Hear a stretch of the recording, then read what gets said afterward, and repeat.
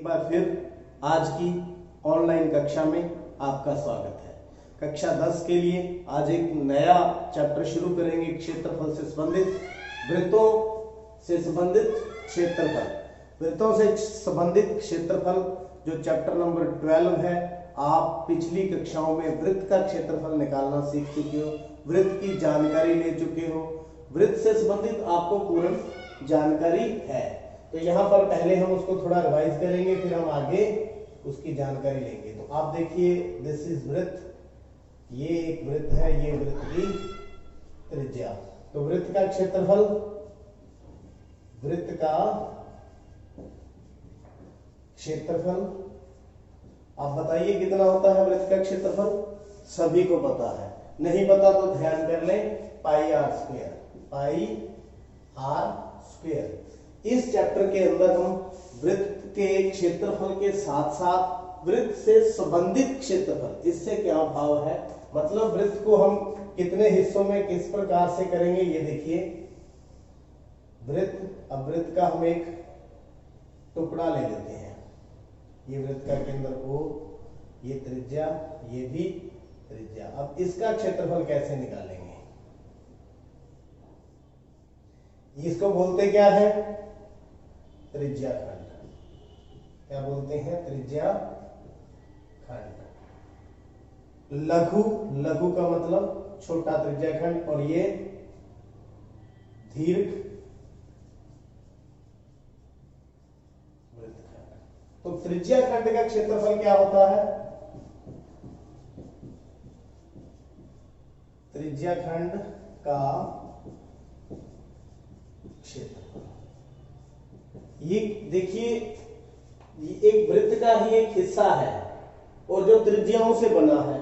एक हिस्से का निकालेंगे तो साथ में हम एंगल ऐड कर दें, थीटा। क्या ऐड कर दें? थीटा। तो यहां पर क्षेत्रफल, ये तो वृत्त का है ही, हिस्से का क्षेत्रफल निकालना है, त्रिज्या खंड का क्षेत्रफल निकालना है, तो साथ में थीटा बटा 360। कितना होगा थीटा बटा में? 360। तो इसकी जो अलग अलग जो इसकी बातें हैं उसको हम पता करते हैं। मान लीजिए ये वृत्त है पूरा, तो वृत्त के अंदर आप आधा कर देते हैं इसको, आधा। वृत्त को क्या कर देते हैं? आधा कर देते हैं। जैसे मैंने ये आपके सामने एक वृत्त बनाया हुआ है, इसको मैं क्या कर दूं? आधा। ये मैंने कर दिया आधा। क्या यह एक वृत्तखंड है? पहले तो हम बात करें, क्या यह एक वृत्तखंड है? वृत्तखंड ये क्या है? त्रिज्या खंड। क्या है? त्रिज्या खंड भी है और वृत्तखंड भी है। तो ये त्रिज्याओं से भी बन रहा है। त्रिज्या खंड क्या था जो किससे बन रहा हो? त्रिज्याओं से बन रहा हो। तो ये क्या है? एक त्रिज्या खंड है। तो त्रिज्या खंड का क्षेत्रफल कैसे निकालेंगे? यहां पर देखिए कोण कितना बनेगा? 180। कितना? 180। तो अर्धवृत्त या त्रिज्या खंड, दोनों बातें एक ही है, का क्षेत्रफल। देखिए, अगर त्रिज्या खंड के हिसाब से लगाएंगे तो पाई आर स्क्वायर, आर तो आर है, थीटा कितना है? 180 बटा में 360। इस प्रकार आप लिख सकते हैं। तो काट दें, कितना आ गया? पाई आर स्क्वायर बटा में 2। कितना आ गया? पाई आर स्क्वायर बटा में 2। अगर आप डायरेक्ट जाएं तो वृत्त का कितना है? पाई आर स्क्वायर। तो अर्धवृत्त का, अर्धवृत्त का क्षेत्रफल, आधा वृत्त, इसका आधा कर दें, पाई आर स्क्वायर बटा 2। मैं आपको क्या समझाना चाहता हूं, चाहे आप इसको त्रिज्या खंड ले लें, चाहे आप इसको अर्धवृत्त ले लें। अगर त्रिज्या खंड लोगे तो कोण 180 लगा देंगे, अगर अर्धवृत्त लेंगे तो बटा 2 लगा देंगे। दोनों में आंसर सेम ही आना है। इसी प्रकार अगर हम इसके कितने हिस्से कर दें? 4 हिस्से कर दें। कितने? 4 हिस्से कर दें। अब कोण कितना कितना हो गया? 90, 90, 90। तो ऐसे ये एक क्या बन गया? क्वाड्रेंट बोलते हैं, चतुर्थांश। क्या बोलते हैं? चतुर्थांश। चतुर्थांश, चतुर्थांश का क्षेत्रफल फिर चतुर्थ अंश का क्षेत्रफल। अब देखो चतुर्थांश 1 2 3 चौथा हिस्सा, तो बटा कितना कर दे 4। ये देखिए बटा कितना कर दे 4, कितना कर दे 4। तो चौथे हिस्से का क्षेत्रफल पूरे का कितना था पाई आर स्क्वायर, तो चौथे पार्ट का कितना हो गया पाई आर स्क्वायर बटा 4। और क्या तरीका है, और हमारे पास ये तरीका है, ये एक त्रिज्या खंड भी है त्रिज्याओं से बना हुआ, इससे ये वाला, ये एक त्रिज्या खंड भी है। ये देखिए त्रिज्याओं से बना हुआ खंड है, तो त्रिज्या खंड, या इसको अगर त्रिज्या खंड मानते हो तो त्रिज्या खंड का क्षेत्रफल पाई आर स्क्वायर थीटा बटा 360 होता है।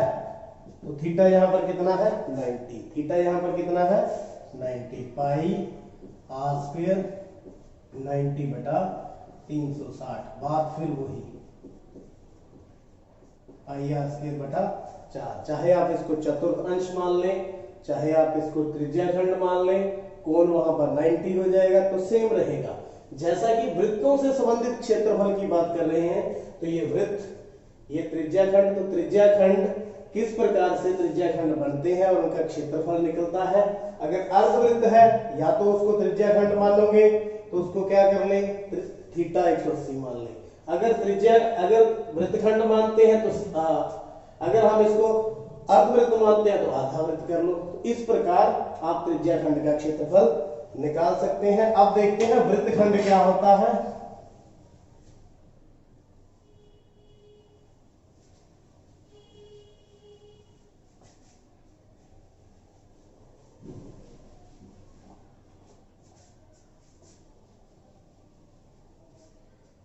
एक जो है और हमने जो सीखना है वो है वृत्तखंड। ये वृत्त का टुकड़ा इस तरह से जो जीवा के द्वारा बने, वो तो किसके द्वारा बना था त्रिज्या के द्वारा, ये किसके द्वारा बन रहा है जीवा, किसके द्वारा जीवा के द्वारा। तो इसका क्षेत्रफल कैसे निकालेंगे, इसका क्षेत्रफल हम निकालेंगे। ये देखिए सबसे पहले तो हम इसको ऐसे ज्वाइन कर देंगे, त्रिज्या खंड बना लेंगे। ओ ए बी त्रिज्या है, ओ ए बी क्या है त्रिज्या खंड। ये देखिए इसको मैं ले लेता हूं ओ, ये ए, ओ ए बी, तो ये एक त्रिज्या खंड। त्रिज्या खंड का क्षेत्रफल,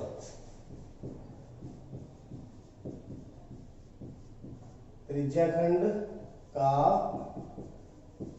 क्षेत्रफल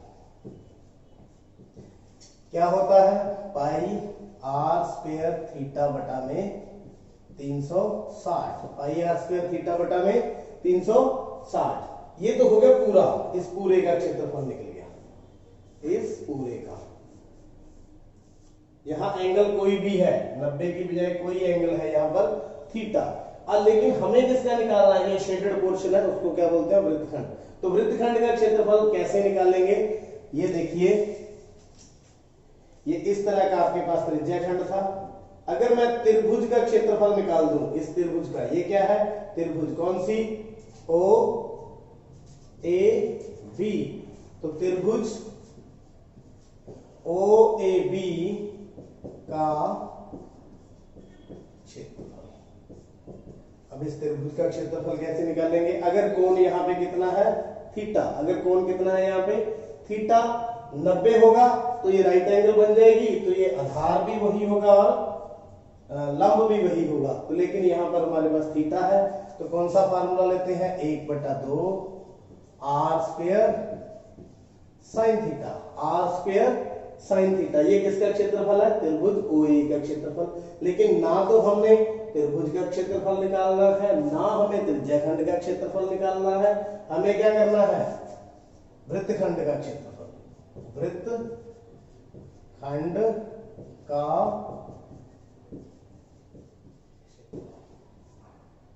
कौन सा वृत्तखंड है, यहां को नाम दे देता हूं एसीबी, ACB बराबर किसके बराबर होगा? त्रिज्याखंड का क्षेत्रफल।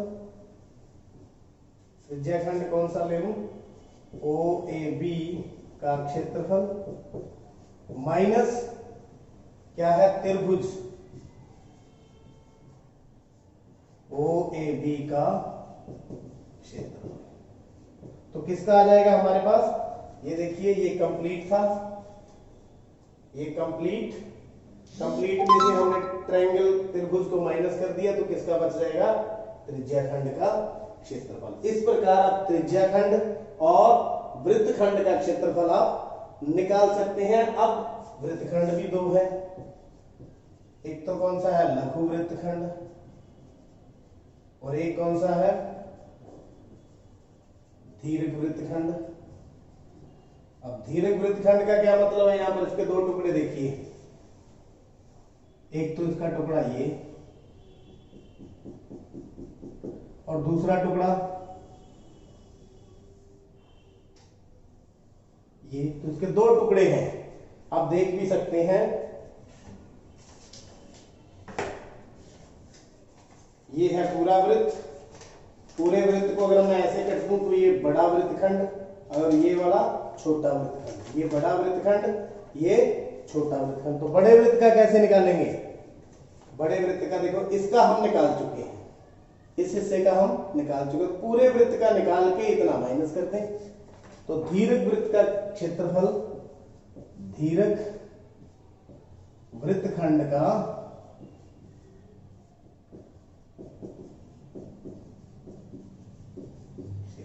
बराबर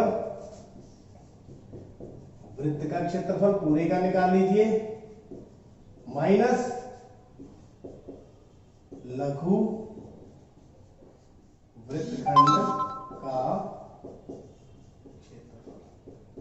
तो अगर आप वृत्तखंड और त्रिज्याखंड में अंतर समझ चुके हैं और उनका क्षेत्रफल कैसे निकाला जाता है वो समझ चुके हैं, तो पूरे चैप्टर में आपको कोई परेशानी आने वाली नहीं है। यहां पर देखिए, अगर मान लीजिए इसको वेरीफाई करें, क्या यह हमारा फॉर्मूला जो ट्रायंगल के लिए लगाते हैं सही है? अगर आप देखें, अगर यहाँ थीटा 90 होगा, थीटा कितना होगा? 90 होगा, तो क्या यह सही है? क्योंकि 90 वाले के लिए क्या होता है? आधार गुना में लंब। तो यहां देखिए, इफ थीटा, यदि थीटा 90 है तो त्रिभुज OAB का क्षेत्रफल 1/2 आर तो वही रहेगी, आर स्क्वायर साइन 90 डिग्री। तो 1/2 आर स्क्वायर साइन 90 डिग्री कितना होता है? 1। तो 1/2 आर स्क्वायर। आर स्क्वायर मतलब आधार भी वही, लंब भी वही, तो हम ये भी लिख सकते हैं 1/2 गुना में आधार गुना में लंब। तो इस प्रकार जो भी आप वृत्त के अंदर त्रिभुज आती है तो आप डायरेक्ट फार्मूला लगाएं 1/2 आर स्क्वायर साइन थीटा। तो इस प्रकार वृत्तों से संबंधित क्षेत्रफल है। इसकी और जानकारियां साथ साथ जैसे जैसे एक्सरसाइज के सम करेंगे उसके साथ साथ करेंगे। तो आज के लेक्चर में बस केवल जानकारी ही उम्मीद करता हूं। इस लेसन को आप कॉपी पर नोट करें और वीडियो को पॉज करके फॉर्मूलों को समझें और चैनल को सब्सक्राइब करें। आपका बहुत बहुत